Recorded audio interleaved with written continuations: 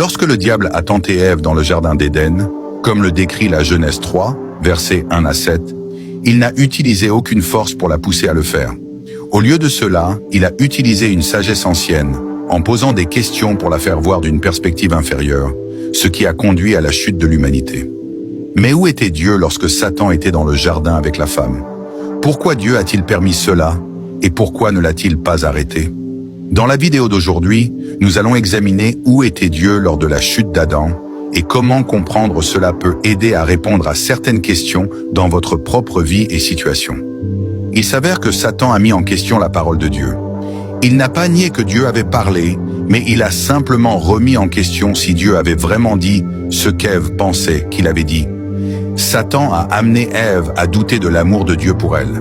La manière dont Satan a posé cette question implique qu'il mettait en doute l'amour de Dieu. Il disait en gros à Ève que si Dieu t'aimait vraiment, il ne te cacherait rien, n'est-ce pas? Satan a utilisé la même tactique sur Jésus dans le désert, en lui demandant « Si tu es le Fils de Dieu, ordonne à cette pierre de devenir du pain. » Rappelez-vous, juste avant que Jésus ne parte dans le désert, il a été baptisé par Jean-Baptiste, et puis les cieux se sont ouverts, et Dieu a dit « Celui-ci est mon Fils bien-aimé, en qui j'ai mis toute mon affection. » Et ensuite Satan dit à Jésus « Si tu es le Fils de Dieu, pouvez-vous voir comment Satan a omis le mot « bien-aimé » Tout cela se trouve dans Luc chapitre 3. Satan ne veut pas que vous croyiez que vous êtes aimés de Dieu. Le récit de la Genèse révèle que Dieu a créé Adam et Ève, le premier homme et la première femme de la race humaine. Ils ont été créés parfaits et sans péché, et Dieu leur a donné tout ce dont ils avaient besoin pour se réjouir et prospérer.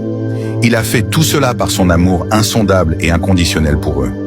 Dieu désirait qu'ils l'aiment en retour et expriment cet amour en poursuivant une relation avec Dieu de leur propre libre arbitre. Pour que l'amour soit prouvé authentique, Dieu a donné à Adam et Ève la liberté de choisir. Nous pouvons choisir d'aimer ou de ne pas aimer, d'obéir à Dieu ou de ne pas lui obéir, de faire le bien ou de faire le mal. Si les humains n'avaient jamais été autorisés à être testés et éprouvés, alors les gens ne seraient rien de plus que des robots. Dieu aurait pu nous créer pour l'aimer et l'obéir automatiquement. Il aurait pu mettre une clôture autour du jardin d'Éden et ne jamais permettre à l'humanité d'être tentée. Mais le désir de Dieu était et est que les gens l'aiment sincèrement, lui obéissent de bon gré et l'adorent de tout leur cœur. Dieu a dit à Adam « Tu es libre de manger de tous les arbres du jardin, mais tu ne dois pas manger de l'arbre de la connaissance du bien et du mal, car le jour où tu en mangeras, tu mourras certainement. » Comme on le trouve dans Genèse 2, versets 16 à 17. L'arbre était l'épreuve de l'obéissance et de l'amour pour Dieu. Même si Adam et Ève étaient sur terre mais avaient aussi accès au paradis et étaient sans péché, le mal était déjà entré dans la création à cause de la chute de Lucifer. Lucifer a été créé parfait et beau et était dans le jardin d'Éden avant sa rébellion, comme expliqué dans Ézéchiel chapitre 28 verset 13. La ruine de Lucifer était son désir orgueilleux d'être comme le Très-Haut. Après sa chute, Lucifer est devenu connu sous le nom de Satan ou le diable. Satan a séduit Ève avec le même péché qu'il avait commis, l'ambition d'être Dieu. Vous voyez, Lucifer ne voulait pas être comme Dieu, il voulait être Dieu lui-même. Tant l'arbre que Satan ont présenté un test. Ève a pris l'appât de Satan. Adam a choisi de suivre Ève dans le péché et la chute de l'humanité a été complète. Comme expliqué dans Romains chapitre 5 verset 12, où il est dit « Ainsi comme le péché est entré dans le monde par un seul homme, et par le péché la mort, ainsi la mort est passée dans tous les hommes, parce que tous ont péché. » Alors pourquoi Dieu a-t-il permis à Satan d'entrer dans le jardin d'Éden?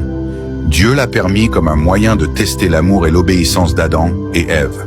Il voulait ressentir une connexion plus profonde avec Adam, alors il voulait voir s'il tiendrait ferme pour lui. Vous voyez, les relations sont renforcées à travers les épreuves.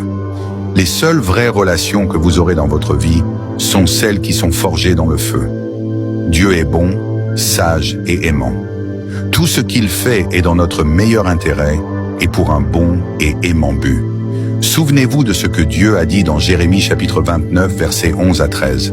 « Car je connais les projets que j'ai formés sur vous, projets de paix et non de malheur, afin de vous donner un avenir et de l'espérance.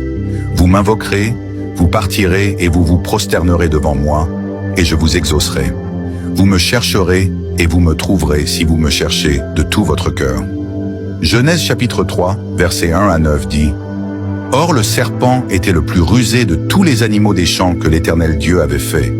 Il dit à la femme, « Dieu a-t-il réellement dit, vous ne mangerez pas de tous les arbres du jardin ?» La femme répondit au serpent, « Nous mangeons du fruit des arbres du jardin, mais du fruit de l'arbre qui est au milieu du jardin.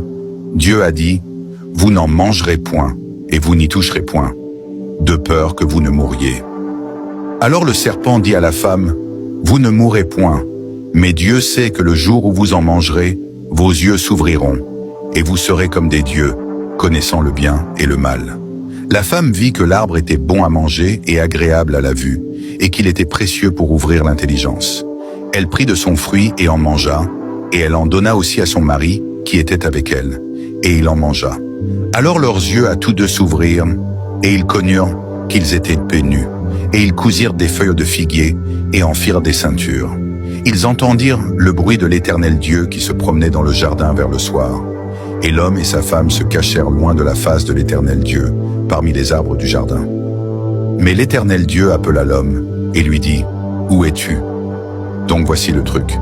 Dieu était dans le jardin quand tout cela s'est passé. La Bible n'a pas dit que Dieu est descendu, elle dit qu'ils l'ont entendu marcher, ce qui signifie qu'il était déjà là. Ils ne l'ont pas vu lorsqu'ils ont commis ce péché, mais Dieu n'est pas intimidé par votre péché. Romains chapitre 5 verset 20 dit « Là où le péché a abondé, la grâce a surabondé. » Chaque fois que l'humanité augmente son péché, Dieu augmente sa grâce.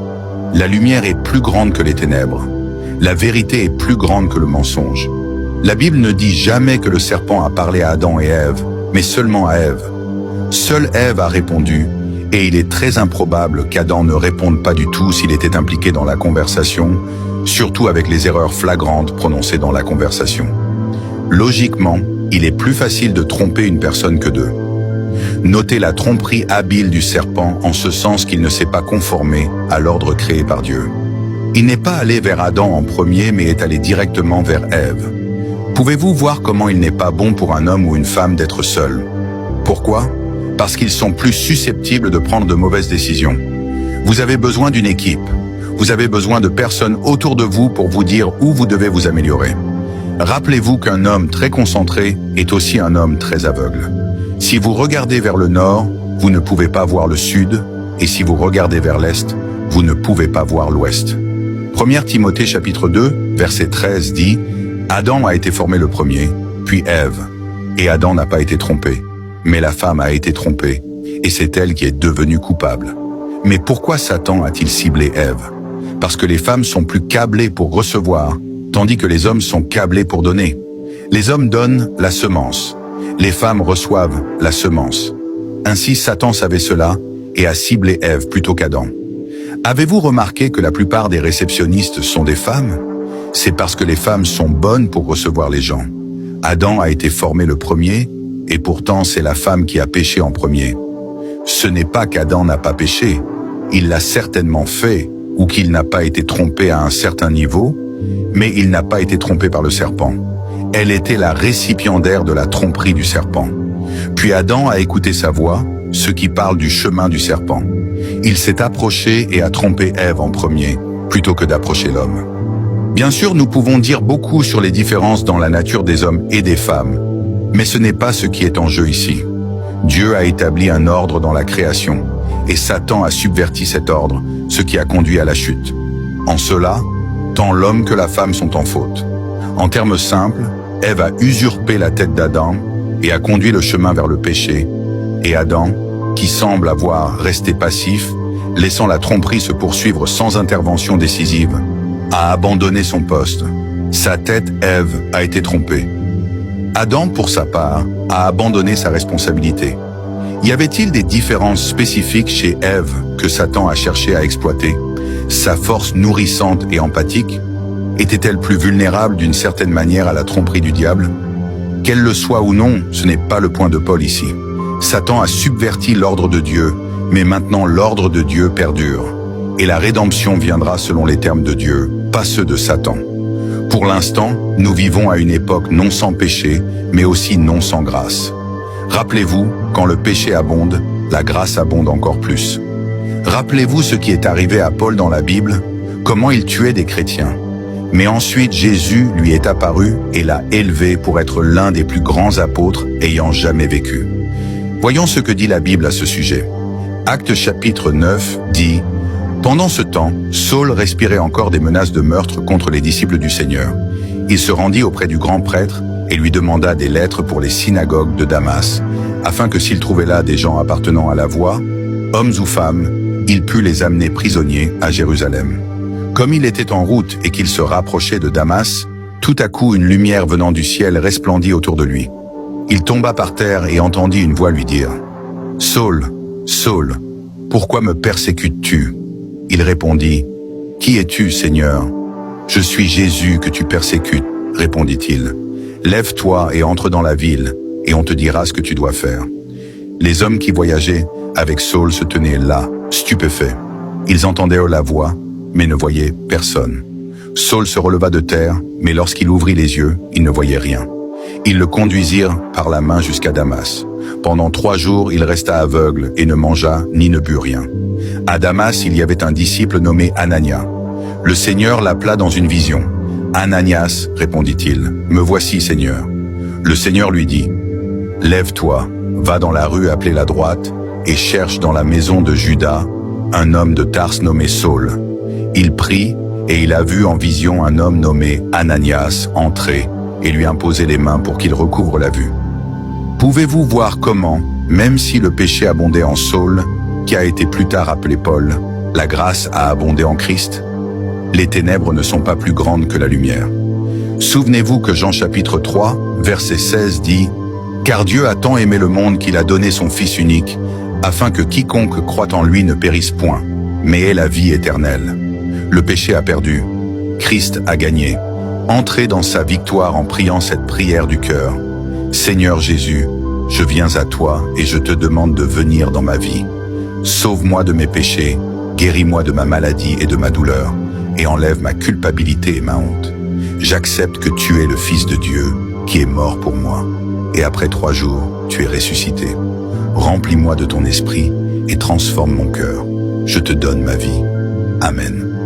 Si cette vidéo vous a aidé de quelque manière que ce soit, cliquez sur le bouton Super Merci ci-dessous, cliquez sur J'aime et partagez cette vidéo.